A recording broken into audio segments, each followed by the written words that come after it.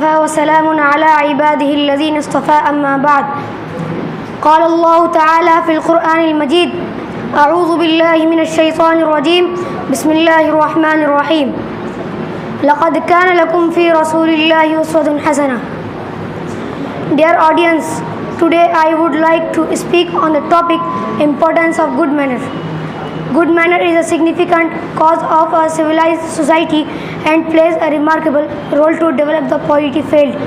Either it is domestic policy or external policy. The well-mannered can convince the people to accept his words easily and mold the heart of people according to his desire. Because everyone likes good manner and good-mannered person is respected everywhere. If you realize and go through the history, surely you will have to accept that good manner has played a key role in promoting Islam. The period before the arrival of the Holy Prophet in Arabia was one of ignorance. Wars were fought for petty matters.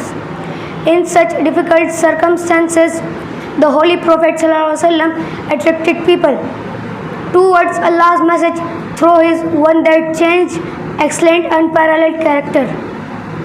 Allah Almighty mentions importance of good conduct in several places in the Holy Quran, such as Allah says, "Ud'u ila sabili rabbika bil hikmati wal maw'izati al hasana wajadilhum billati hiya ahsan."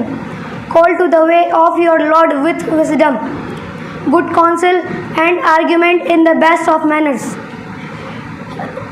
At another places, the Quran says, لَقَدْ كَانَ لَكُمْ فِي رَسُولِ اللَّهِ أُسْوَةٌ حَسَنَةٌ.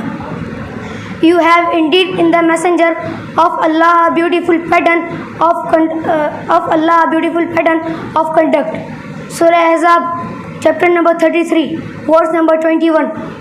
If you want success, dignity and honor, then you must follow the steps of Prophet ﷺ.